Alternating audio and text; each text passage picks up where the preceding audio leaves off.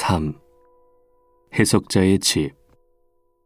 크리스티아나와 그 일행들이 가는 길을 따라 쌓아올린 성벽이 하나 있었다. 이 담 앞마당은 전에 언급한 바 있는 개 임자의 소유였다. 그 마당 안에서 자라고 있는 과일나무 가지들이 덜어 담 밖으로 뻗어나와 있었다. 그 과일들은 매우 탐스럽게 보였으므로 사람들이 그것들을 따서 먹다가 탈이 나곤 하였다. 그리하여 소년들이 을에 그러듯이 크리스티아나의 아이들도 나무와 그 열매에 정신이 팔려 그것들을 따서 먹기 시작했다. 어머니는 아이들의 행동을 나무랐지만 아이들은 말을 듣지 않았다. 크리스티아나가 말했다. 자, 얘들아. 저 과일들은 우리 것이 아니니 따먹는 것은 잘못이야. 그러나 그녀는 과일들이 원수의 소유라는 사실을 몰랐다. 내가 분명히 말하건대 만일 알았더라면 그녀는 두려워 거의 죽을 지경이었을 것이다. 그러나 그들은 무사히 통과해 여행을 해나갔다. 그들이 출발했던 곳으로부터 화살 닿는 거리 2배쯤 왔을 때 앞에서 아주 흉악하게 생긴 두 남자가 걸어오는 것을 보았다. 그들을 본 크리스티아나와 자비심은 곧 베일로 얼굴을 가리고 소년들을 앞세워 여행을 계속했다. 마침내 그들은 함께 만나게 되었다. 두 사나이는 곧장 여인들에게로 다가가 끌어안으려 하였다. 크리스티아나가 소리쳤다. 물러서요. 아니면 조용히 갈 길이나 가세요. 그러나 이 두 사나이는 마치 귀머거린 양 크리스티아나의 말에는 들은 척도 안 하고 그들에게 손을 대기 시작했다. 이에 극도로 화가 난 크리스티아나는 다시 말했다. 물러나세요. 당신네도 보다시피 한푼 없는 순례자들이에요. 친구들의 자선을 받아 살고 있기 때문에 빼앗길 만한 돈이 없어요. 그러자 두 사나이 중 하나가 말했다. 우리는 돈을 빼앗으러 온 것이 아니라 이 이야기를 하러 왔소. 만약 그대들이 우리가 요구하는 작은 부탁에 응해주기만 한다면 그대들을 영원히 여자다운 여자로 만들어주리다. 그들의 말이 무엇을 의미하는지 생각해본 크리스티아나는 다시 말했다. 우리는 당신의 말을 듣지도 않겠고 염두에 두지도 않겠고 요구에 응하지도 않겠어요. 우리는 바빠서 질차할 수 없어요. 우리의 문제는 사느냐 죽느냐 하는 중요한 것이에요. 그러고 나서 그녀와 일행은 사나이들을 뿌리치고 나아가려 다시 애를 썼지만 사나이들은 한사코 길을 막았다. 사나이들이 말했다. 우리는 당신들의 생명을 해치려는 게 아니라 다른 것을 바라는 거요. 크리스티아나가 말했다. 우리의 몸과 영혼을 다 차지하겠다는 거죠? 그런 목적으로 당신들이 왔다는 걸 나는 잘 알아요. 하지만 우리의 장래 행복을 위협하는 함정에 빠지기보다는 차라리 당장 이 자리에서 죽겠어요. 말을 마치자 두 여인은 소리를 질렀다. 사람 살려요! 사람 살려! 이렇게 함으로써 그들은 여성을 보호하기 위해 마련된 율법의 적용을 받고자 하였다. 그러나 사나이들은 그 여인들을 욕보이려는 목적으로 계속 다가왔다. 그리하여 여인들은 다시 소리를 질렀다. 내가 말한 대로 지금 그들은 출발했던 문에서부터 얼마 떨어져 있지 않았으므로 그들의 비명소리가 문에 있는 사람들에게까지 들렸다. 그것이 크리스티아나의 음성임을 눈치챈 사람들은 그녀를 구하러 급히 달려갔다. 현장이 시야에 들어올 즈음 여인들은 매우 큰 곤경에 빠져 있었고 아이들은 곁에 서서 울고 있었다. 이에 구원하려고 달려오는 사람들 중에 하나가 악한들을 향해 소리를 질렀다. 무슨 짓을 하는 거냐? 우리 주님의 백성을 범하려 드는 거냐? 그리고는 그가 그들을 붙잡으려 하자 악당들은 담을 넘어 흉악한 개 임자의 소유인 마당으로 들어가 버렸다. 이리하여 개가 그들의 보호자가 되었다. 구조자는 여인들에게 다가와 어떻게 된 일이냐고 물었다. 여인들은 대답했다. 우리는 당신의 왕자님께 지극히 감사를 드립니다. 조금 놀랐을 뿐 별일 없습니다. 우릴 구하러 오신 당신께도 감사드립니다. 당신이 안 왔으면 우리는 당하고 말았을 거예요. 몇 마디 말을 하고 난 구조자는 다음과 같이 말했다. 당신들은 연약한 여자들인데 왜 저쪽 문에서 대접받고 있을 때 안내자 한 명을 딸려 보내달라고 주님께 간청하지 않았는지 참 이상스럽군요. 만약 요청만 했더라면 주님께서는 안내자를 딸려 보내주셨을 것이고 당신들은 이러한 괴로움을 피할 수 있었을 텐데. 크리스티아나가 말했다. 맙소사, 그땐 당장 받은 축복에 너무 취해서 앞으로 닥쳐올 위험에 대해 잊고 있었어요. 그뿐 아니라 왕궁에서 이렇게 가까운 곳에 그런 악한들이 잠복하고 있을 줄 누가 알았겠어요? 그리고 우리가 안내자를 달라고 주님께 부탁했었더라면 만사가 잘 되었겠지만 그 일이 우리에게 유익하다는 것을 알고 계시는 주님께서 왜 안내인을 딸려주시지 않았는지 이상합니다. 구조자. 청구하지 않는 것을 줄 필요는 없지요. 청구하지 않은 것을 주면 받은 것을 소중히 여기지 않으니까요. 그러나 필요를 느낄 때 주어지면 그것을 소중히 여기고 유효적절하게 사용하게 되지요. 만약 우리 주님께서 자진해서 안내자를 딸려주셨더라면 당신들이 미리 요청하지 못한 실수를 지금처럼 절실히 느끼지는 못했을 것입니다.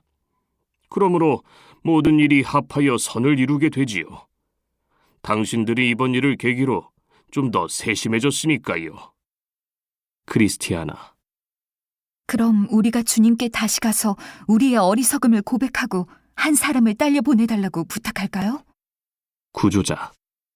어리석음에 대한 여러분의 고백은 내가 대신 주님께 말씀드릴 테니 다시 돌아갈 필요는 없습니다. 앞으로 당신들이 가는 곳마다 전혀 부족함이 없을 것입니다. 주님께서 그의 순례자들을 맞기 위해 마련해 놓으신 모든 숙소에는 어떠한 시험도 막을 수 있는 충분한 준비가 되어 있습니다. 그렇지만 거듭 말하거니와 이와 같이 자기들에게 이루어 주기를 구하여야 합니다. 요청할 가치도 없는 것은 별로 중요한 것이 아니지요. 이 말을 하고서 구조자는 자기 처소로 돌아갔으며 순례자들은 계속 여행을 하였다. 자비심. 참 뜻밖의 일을 만났네요. 이 안에만 들어오면 모든 위험이 그치고 더 이상 슬픔도 없을 줄 알았는데. 크리스티아나. 네, 자매요. 당신은 아무것도 몰랐으니 괜찮지만 나는 집을 나서기 전부터 아까와 같은 위험이 있으리라는 사실을 알면서도 준비하지 못했으니 내 잘못이 커요. 난 책망받아 마땅한 사람이에요. 자비심. 어떻게 집을 나서기 전부터 이 사실을 아셨어요? 그 수수께끼를 좀 풀어주세요. 크리스티아나. 이유를 말해주지요. 내가 집을 떠나기 전 어느 날 밤 잠자리에 누워 이에 관한 꿈을 꾸었어요. 꿈에 보니 아까 만났던 자들과 똑같이 생긴 사나이 둘이 내가 누워있는 침대 곁에 서서 어떻게 하면 나의 구원을 방해할 수 있을까 하는 음모를 꾸미고 있었어요. 그때는 내가 고민을 하던 중이었는데 그들이 이런 말을 했답니다. 이 여인을 어떻게 하면 좋을까? 자나깨나 불쌍히 여겨달라고 소리를 지르고 있으니 만일 이 여인이 시작한 일을 그대로 내버려 두다가는 그녀의 남편을 잃듯이 우리는 이 여인도 영 잃어버리고 말 거야. 이런 꿈을 꾸고도 정신을 못 차리고 당신도 아다시피 미리 준비를 했어야 할 때 준비를 못했으니 얼마나 내 잘못이 큽니까? 자비심. 하지만 이 소홀함을 통해 우리는 우리의 불완전함을 깨닫게 되었고 주께서는 그의 은혜가 얼마나 풍성한지를 보여주시는 계기가 되었잖아요. 우리가 보았다시피 주께서는 우리가 청하지도 않은 친절을 베풀어 주셨고 단지 그의 선하시고 기쁘신 뜻에 따라 우리를 강한 자의 손에서 건져주셨으니까요. 이렇게 말을 주고받으며 한동안 여행하던 그들은 길가에 서 있는 어떤 집에 가까이 이르렀다.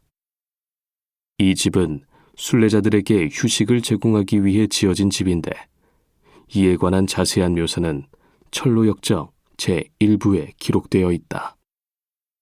이 해석자의 집을 향해 가까이 걸어가 문 앞에 당도한 그들은 집에서 새어나오는 놀라운 이야기를 듣게 되었다. 그들이 귀를 기울여 듣자 하니 크리스티아나라는 이름이 언급되는 것 같았다. 독자 여러분도 짐작하고 있겠지만 그녀와 내 아들이 순례길을 떠났다는 소문은 그녀를 앞질러 널리 퍼져 있었다. 이 소문은 듣는 사람들에게 큰 기쁨을 주었다. 왜냐하면 그들은 크리스티아나가 다름 아닌 몇 해 전 남편이 순례길을 떠날 때 한사코 반대했던 크리스천의 아내라는 이야기를 들었기 때문이다. 그리하여 그들은 안에 있는 착한 사람들이 문 밖에 누가 서 있는지도 모르고 크리스티아나를 칭찬하는 소리를 조용히 듣고 있었다. 마침내 크리스티아나는 예전에 좁은 문을 두드리던 때와 마찬가지로 문을 두드리기 시작했다. 그녀가 두드리고 있을 때 순진이라는 이름의 젊은 처녀가 나와 문을 열어보고는 두 여인이 서 있는 것을 발견하였다. 순진, 누굴 찾아오셨나요? 크리스티아나. 우리는 이 집이 순례자들을 위해 특별히 만들어진 집으로 알고 왔습니다. 우리도 순례자들이니 부디 들어가서 쉬게 해주십시오. 당신도 보다시피 날도 꽤 저물었고 밤길은 무서워서 못 가겠습니다. 순진, 성함이 무엇인지 가르쳐 주시면 고맙겠습니다. 안에 계신 우리 주인님께 말씀드리게요. 크리스티아나. 내 이름은 크리스티아나예요. 몇 해 전 이곳을 지나 여행했던 크리스천의 아내 되는 사람입니다. 얘들은 그의 내 아들들이고요. 이 처녀는 내 친구로서 함께 순례를 하고 있답니다. 그러자 순진은 안으로 뛰어들어가 사람들에게 말했다. 문 앞에 누가 와 있는지 아세요? 크리스티아나와 아이들과 그 친구가 와서 여기 들어오려고 기다리고 있어요.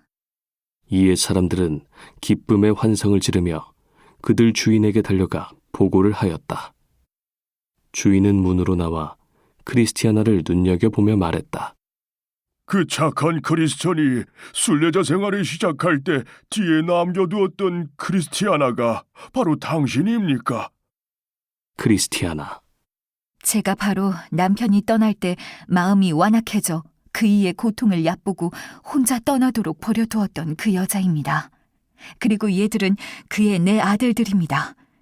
예전에는 제가 남편을 반대했지만 지금은 이 길만이 옳은 길인 줄 확신하기에 저도 순례길에 나섰습니다. 해석자. 한 사람이 자기 아들에게 오늘 포도원에 가서 일하라 하니 아들이 실수이다라고 말했다가 후에 뉘우치고 갔다는 말씀이 응하였군요. 크리스티아나. 아멘. 그렇게 되기를 바랍니다. 하나님께서 그 말씀대로 제게 이루어 주시기를 바라며 또한 마지막 날에 흠없이 티 없이 그의 앞에 서게 해주시기를 바랍니다. 해석자. 그런데 왜 이렇게 문 앞에 서 계시는 겁니까? 아브라함의 딸이여, 어서 안으로 들어오시오. 그렇잖아도 방금 전에 당신이 순례자가 되었다는 소식을 듣고 당신 이야기를 하고 있던 참이었어. 자, 얘들아, 너희도 들어오렴. 그리고 아가씨도 들어오십시오. 그리하여 그들은 모두 집 안으로 들어갔다.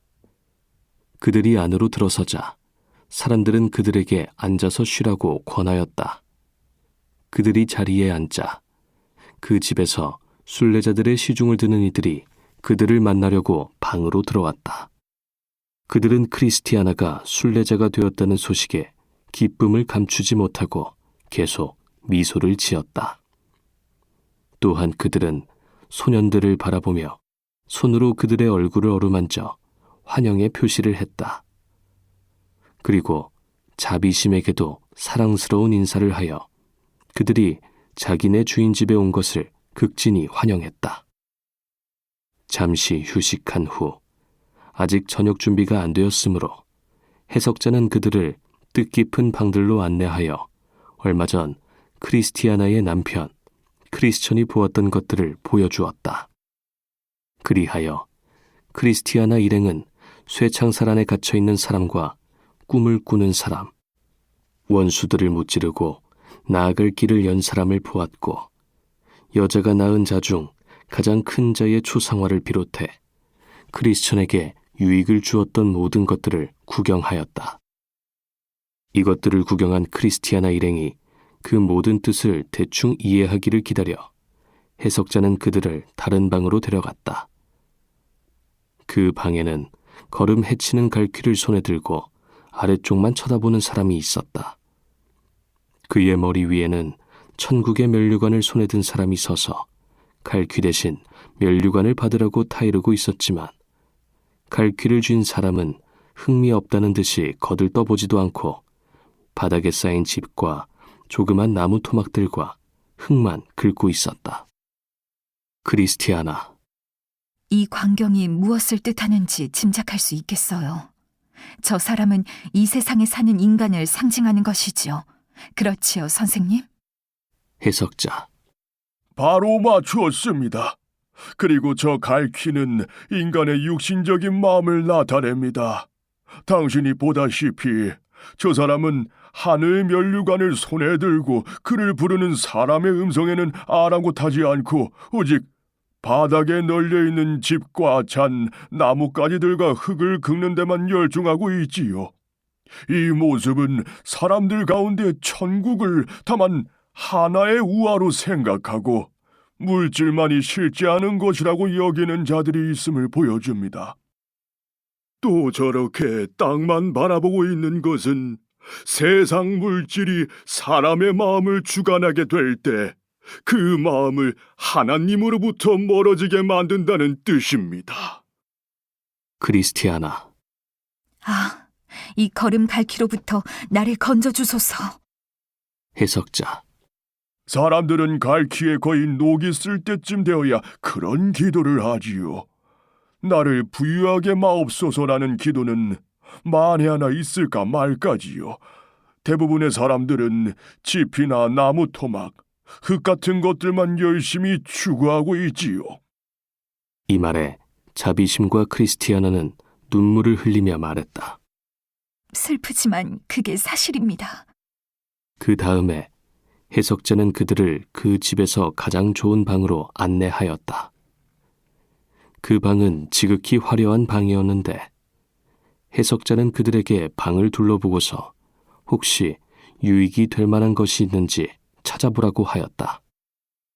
그들은 두리번거려 보았지만 거미 한 마리 외에는 아무것도 발견하지 못했다. 그들은 그 거미도 무심히 지나쳤다. 자비심, 선생님, 제게는 아무것도 보이지 않습니다. 그러나 크리스티아나는 잠자코 있었다. 해석자, 다시 한번 보십시오. 그리하여 자비심은 다시 한번 살펴본 다음에 말했다. 벽 위에 발로 매달려 있는 흉측한 거미 한 마리밖에는 없는데요. 해석자가 말했다. 그러면 이 넓은 방에 거미 한 마리밖에 없단 말입니까? 그러자 크리스티아나의 눈에 눈물이 괴었다. 그녀는 이해력이 빠른 여자였기 때문이다. 크리스티아나가 말했다. 그렇습니다, 주여. 한 마리뿐이 아닙니다. 저 거미보다 훨씬 더 해로운 독을 갖고 있는 거미들이 지금 여기 있습니다. 해석자는 기꺼운 표정으로 그녀를 바라보며 말했다. 옳은 말입니다. 이 말에 자비심은 얼굴을 붉혔고 소년들은 손으로 얼굴을 가렸다. 그들도 이 수수께끼의 뜻을 깨닫게 되었기 때문이다. 해석자가 다시 말했다. 저 거미는 그대들이 보다시피 손에 잡힐만 하여도 왕궁에 살고 있습니다. 성경에 이 말씀이 기록된 이유는 아무리 죄의 도구로 가득 찬 사람이라 할지라도 믿음의 손을 통해 하늘나라에 있는 왕궁의 가장 좋은 방에 들어와 살 수 있다는 사실을 가르쳐주기 위함입니다. 크리스티아나가 말했다. 이에 관해 약간은 생각하고 있었지만 온전히 깨닫지는 못하고 있었습니다. 우리 인간이 제 아무리 화려한 방에 살고 있다 할지라도 거미처럼 흉측한 피조물에 불과하다는 생각은 했습니다. 그러나 흉측스러운 저 독거미를 통해 우리가 믿음의 행위를 배울 수 있다는 생각은 전혀 못했습니다. 거미는 손을 사용하여 제가 보다시피 이 집에서 가장 좋은 방에 살고 있습니다. 하나님께서 만드신 만물은 헛된 것이 하나도 없습니다. 그들은 모두 기뻐하는 듯이 보였으나 눈에는 눈물이 맺혀 있었다. 그들은 서로를 바라보다가 해석자에게 절을 하였다. 해석자는 그들을 또 다른 방으로 데리고 갔다. 거기에는 암탉 한 마리와 병아리 몇 마리가 있었는데 해석자는 그들에게 이 닭들의 노는 모습을 잠시 관찰하도록 권하였다. 병아리 한 마리가 물통으로 가서 물을 마시는데 물을 마실 때마다 그 병아리는 번번이 머리를 들어 하늘을 쳐다보곤 하였다. 해석자가 말했다. 이 작은 병아리가 하는 모양을 보고 배울 점을 찾아보세요.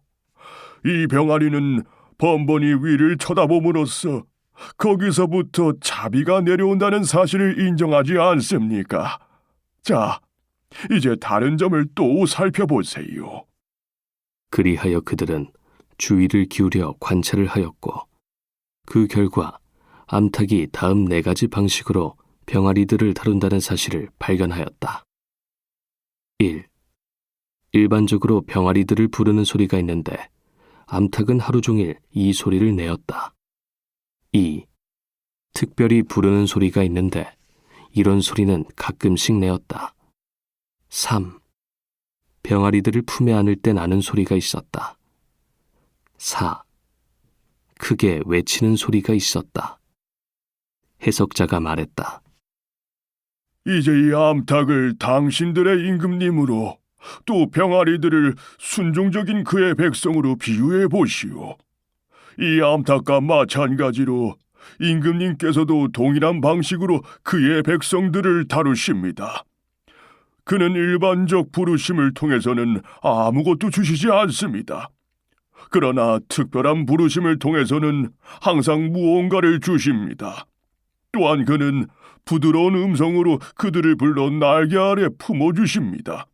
그리고 적들이 나타나면 그는 소리를 쳐서 경고를 해주십니다.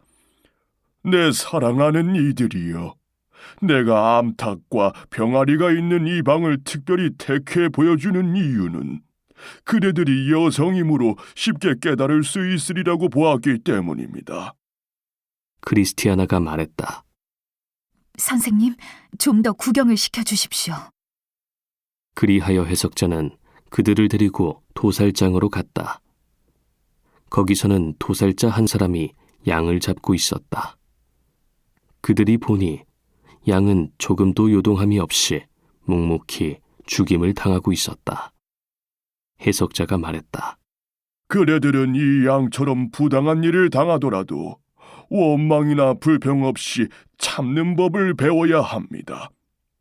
저 양을 보십시오. 털 깎는 자 앞에서 잠잠하며 죽음 앞에서도 반항하지 않습니다. 그대들의 임금님은 그대들을 자기의 양이라고 부르십니다. 이후에 그는 그들을 갖가지 꽃이 만발해 있는 정원으로 데려가서 말했다.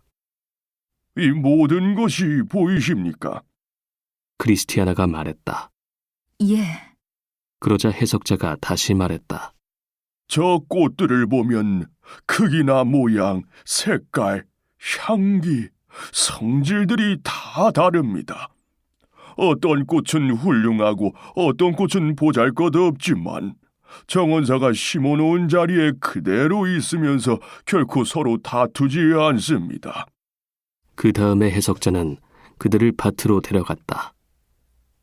밀과 옥수수를 심은 밭이지만 그들이 보니 알곡은 하나도 없고 집대만 남아 있었다. 해석자가 다시 말했다. 내가 이 땅에 거름을 주고 밭을 갈고 씨를 뿌렸는데 열매 없는 곡식이 맺혔습니다. 이 곡식들을 어떻게 해야 할까요? 이에 크리스티아나가 대답했다. 덜어는 불사르고 나머지는 퇴비나 만들어야지요. 그러자 해석자가 다시 말했다. 그대들도 보다시피 우리가 요구하는 것은 열매인데 열매를 맺지 못하는 곡식은 저주를 받아 불에 던져지거나 발에 밟히게 됩니다. 그대들 자신이 이러한 저주를 받지 않도록 주의하십시오. 밭에서 집으로 돌아오는 길에 그들은 울새 한 마리가 커다란 거미를 입에 물고 있는 모습을 보았다. 해석자가 말했다. 저걸 좀 보십시오. 그리하여 일행은 새를 자세히 바라보았다. 자비심은 무슨 뜻인지 몰라 의아해하는데 크리스티아나가 말했다. 빨간 가슴물새처럼 작고 귀여운 새가 저런 먹이를 먹다니 실망이네요. 사람들과 친밀하게 지내기를 특히 좋아하는 새라서 빵 부스러기나 다른 깨끗한 먹이를 먹고 사는 줄 생각했는데 저걸 보니 정이 뚝 떨어지네요. 그러자 해석자가 대답했다. 이 울새는 일부 거짓된 신앙 고백자들의 모습을 잘 나타내주는 하나의 상징입니다. 겉으로 볼 때 그들은 이 울새처럼 목소리가 곱고 빛깔도 아름다우며 거동도 의젓하지요. 또한 그들은 참된 신앙 고백자들을 대단히 사랑하는 것 같고 그들과 친하고 싶어하는 듯이 보입니다. 마치 의로우신 분의 빵 조각을 먹고 사는 것 같습니다. 뿐만 아니라 그들은 주님께서 택하신 경건한 자들의 집인 교회에도 자주 드나드는 채합니다. 그러나 자기네들끼리 모이면 울새들이 거미를 잡아먹듯이 식단을 바꾸어 죄를 물 마시듯이 먹고 삼키지요. 집으로 돌아오기는 했으나 아직 저녁 준비가 덜 된 것을 발견한 크리스티아나는 해석자에게 무엇이든 유익한 것을 보여주든지 말해달라고 부탁했다. 그러자 해석자가 말을 시작했다. 암태지는 살이 찔수록 진흙구덩이를 더 좋아하고 황소는 살이 찌면 찔수록 더 먼저 도살장에 끌려 들어가며 정욕을 지닌 인간은 건강하면 할수록 악에 더 쉽게 빠지는 법입니다. 여자들에게는 깨끗하고 곱게 단정하려는 욕망이 있으니만큼 하나님 보시기에 고귀한 덕으로서 단장하는 것이 마땅합니다. 하루 이틀쯤 밤을 새우기는 쉽지만 1년 내내 앉아서 밤을 새우기는 어렵습니다. 그와 마찬가지로 처음 신앙을 고백하는 일은 쉽지만 끝까지 신앙을 유지하는 일은 마땅한 일이지만 매우 어렵습니다. 폭풍을 만난 선장들은 배에서 가장 값이 덜 나가는 것들부터 바다에 내던지지요.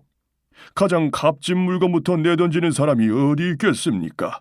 하나님을 두려워하지 않는 자 외에는 그런 일을 못할 것입니다. 구멍 하나가 배를 가라앉게 만들듯이 하나의 죄가 죄인을 멸망시킵니다. 친구를 잊는 사람은 그 친구에게 몹쓸 짓을 하는 것이지만 하나님을 잊는 자는 자기 자신에게 무자비한 짓을 하는 것입니다.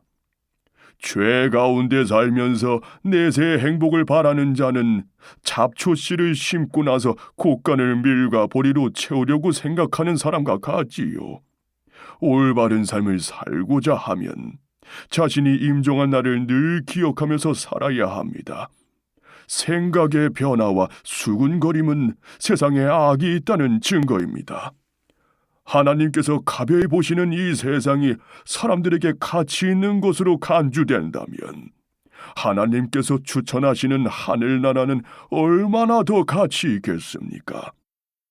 숱한 괴로움이 수반되는 이 세상 삶도 우리가 포기하기 싫어하는데 하물며 하늘나라의 삶은 어떠하겠습니까? 모든 사람들이 인간의 선함에 대해서는 목청을 높이지만 마땅히 해야 할 바 하나님의 선하심을 외치는 일에는 인색합니다.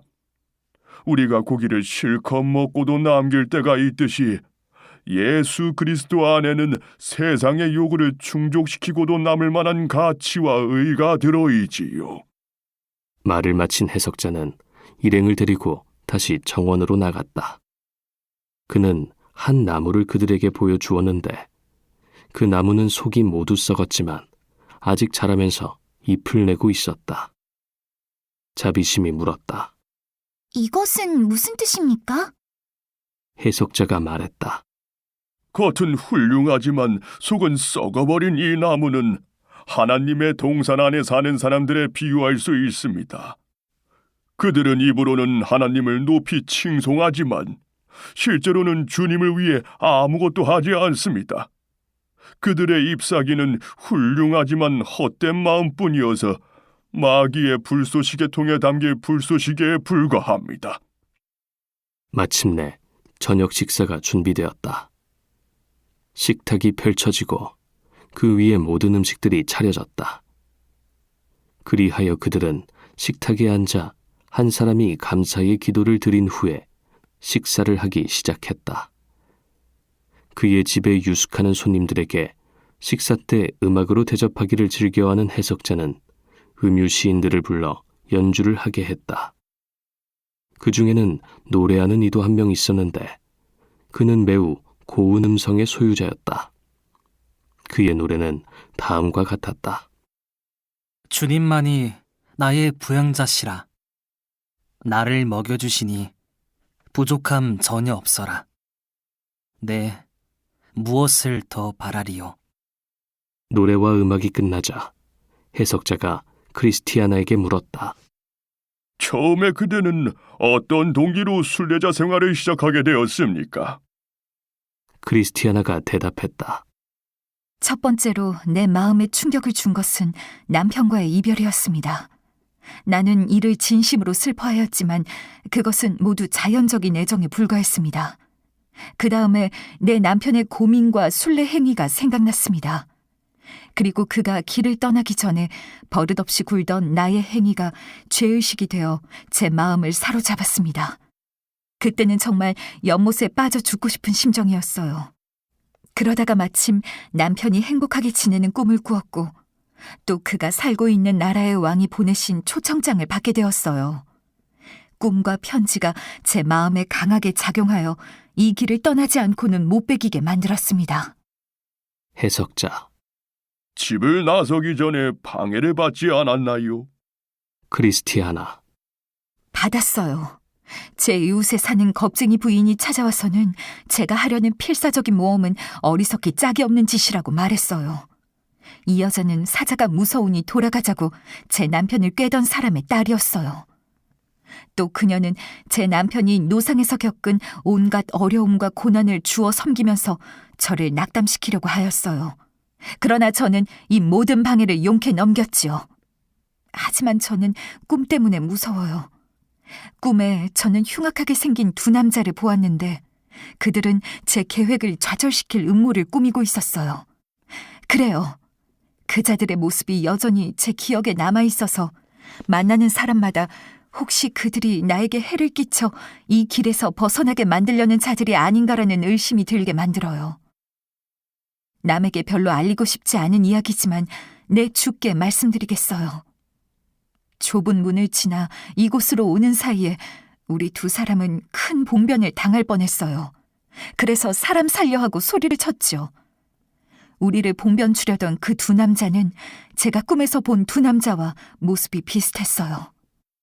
그러자 해석자가 말했다.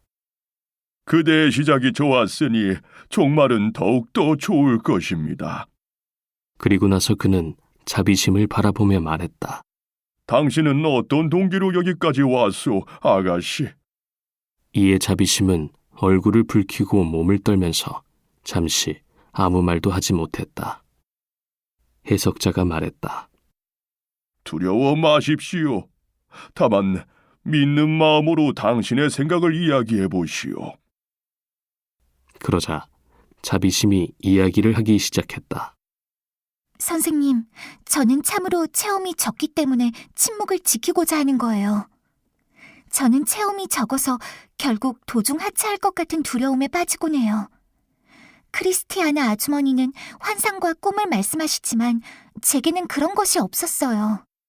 또한 저는 착한 친척들이 권고를 거절한 데에 대한 슬픔이 어떠한지도 이해할 수 없어요. 해석자. 귀여운 아가씨, 그렇다면 당신이 길을 떠나도록 설득시킨 것은 누구입니까? 자비심.